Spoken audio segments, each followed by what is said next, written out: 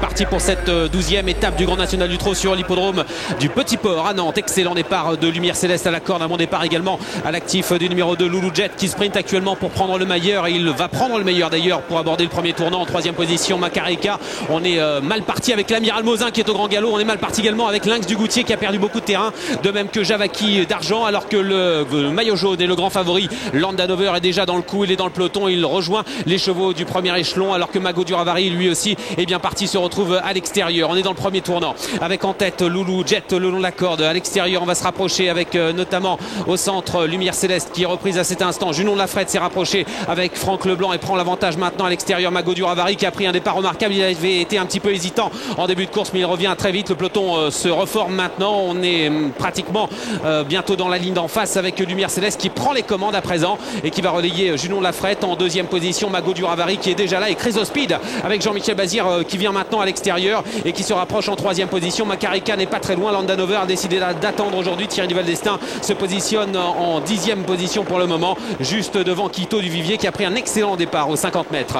On est toujours dans la ligne d'en face. Le petit tournant avec toujours Chrysospeed qui a accéléré, qui a pris l'avantage. Lumière Céleste l'a laissé passer en 2e position devant Mago du Ravari qui est complètement repris par Dominique Cordeau. On voit que Junon de la Frette vient le long de la corde en 4e position devant Makarika, devant également Loulou Jet qui vient le long de la corde en 5-6e position accompagné par Janouk Duboulet. Et juste derrière Janouk Duboulet, c'est le maillot jaune, c'est Land Hanover avec un Thierry Duval d'Estaing très patient aujourd'hui. Il reste au contact mais il ne vient pas pour le moment sur les premiers. On sort du tournant et on aborde la longue ligne droite à plus d'un tour du but avec toujours Chrysospeed qui mène la course. Quelques longueurs d'avance pour Jean-Michel Bazir en 2e position. Lumière Céleste, il commence à y avoir du rythme dans l'épreuve avec Janouk Duboulet qui vient à l'extérieur. Mago du Ravari qui tire un petit peu et on voit que Dominique Cordeau essaie de reprendre son cheval pour trouver un dos. Land Hanover se rapproche à l'extérieur. Il est venu maintenant en 5e position. Il progresse en 3e épaisseur. Makarika est là avec également un peu plus loin Loulou Jet et Quito du Vivier qui est au contact. Le tournant à présent. On est dans le dernier tour avec Chrysospeed, avec à l'extérieur Janouk Duboulet. Land Hanover qui a une position un peu difficile maintenant, le grand favori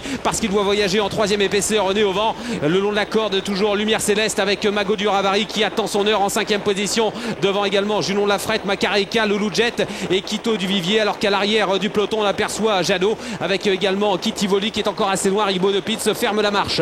La ligne en face dans quelques instants encore avec 1000 mètres à parcourir pratiquement pour Chrysospeed qui a l'avantage toujours. Il accélère en 2e position. Land Hanover qui essaie de se rapprocher à la corde. Lumière Céleste qui reste un petit peu là mais qui est 3e devant Janouk Duboulet, devant également Mago du Ravari, alors que Junon de la Frette a un petit peu de mal. Makarika se rapproche, c'est la Casaque rouge. Quito du Vivier se rapproche également avec beaucoup de ressources. L'Amiral Mosin se rapproche également en 8-9e position et Light Up de Vonas vient tout à l'extérieur. Bientôt le dernier tournant, encore 700 mètres à parcourir. Chrysospeed toujours en tête, il vient de remporter le prix des Cévennes sur l'hippodrome de Vincennes. Il a l'avantage en 2e position dans son sillage. Lumière Céleste qui a repris un petit peu de gaz le long de la corde à l'extérieur. Makarika qui progresse. Land Hanover est au centre, il est en 3e position devant Janouk Duboulet, devant Loulou Jet qui vient à l'extérieur. Mago du Ravari lui est bloqué le long de la corde, il est en 8-9e position. Le dernier tournant, Chrysospeed toujours en tête, ça va mal pour Land Hanover qui a un petit peu de difficulté à accélérer. Il est dominé par plusieurs adversaires alors qu'à l'extérieur on finit bien avec Loulou Jet, avec Makarika qui va causer la surprise. Lumière Céleste qui se défend à la corde. Land Hanover est battu, le grand favori.